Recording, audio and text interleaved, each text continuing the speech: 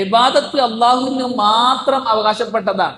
അൽ ഇബാദത്തു ഹഖ്ഖുൻ സിർഫുൻ മഹ്ദുൻ ലില്ലാഹ്. ഇബാദത്ത് അള്ളാഹുവിന്റെ മാത്രം തനിച്ച അവകാശമാണ്. അത് വേറെ പോകാൻ പാടില്ല. ലാ തുസ്റഫു ലി അഹദ്, ലാ ലി മലക്കിൻ മുഖറബ്, വലാ ലി നബിയ്യിൻ മുർസൽ, വലാ ലി റജുലിൻ സാലിഹ്. അത് അള്ളാഹുവിലേറെ സാമീപ്യമുള്ള മലക്കിന് പോകാൻ പാടില്ല, അള്ളാഹു നിയോഗിച്ചയച്ച റസൂലിനും നബിക്ക് പോകാൻ പാടില്ല, സാലിഹായ ഒരു വ്യക്തിക്ക് പോകാൻ പാടില്ല, ആർക്കും പോകാൻ പാടില്ല. അപ്പോൾ മക്കയിലെ മുശ്രിക്കുകൾ അല്ലെങ്കിൽ ശിർക്ക് ചെയ്തവർ എന്തിലാണ് അള്ളാഹു സമപ്പെടുത്തിയത്? ഇബാദത്തിലാണ്. അള്ളാഹുവിന് മാത്രം അവകാശപ്പെട്ട ഇബാദത്ത് അള്ളാഹു അല്ലാത്തവർക്ക് നൽകി എന്നതാണ് അവർ ചെയ്ത ശിർക്ക്. എക്കാലത്തെയും ഷിർക്കിന്റെ അസ്ല് അടിസ്ഥാനം അതായിരുന്നു.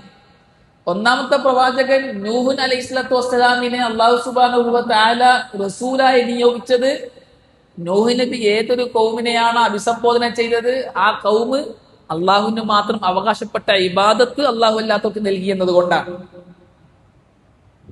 അള്ളാഹുവിനെ റബ്ബായി അംഗീകരിച്ചവരായിരുന്നു അവർ. അള്ളാഹുവിനെ ഇലാഹായിട്ടും അംഗീകരിച്ചിരുന്നു. അതോടൊപ്പം അള്ളാഹുവിന് അവകാശപ്പെട്ട ഇബാദത്തുകൾ അള്ളാഹു അല്ലാത്തവർക്ക് നൽകി. അതിൽപ്പെട്ടതാണ് ദുആ. അള്ളാഹു അല്ലാത്തവരെ വിളിച്ച് ദുആ ചെയ്തു.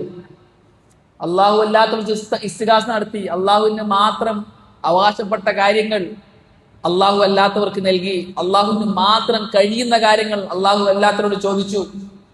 ഇതൊക്കെയാണ് പഴയകാല ആദ്യകാല മുശ്രിക്കുകൾ ചെയ്ത ശിർക്ക്.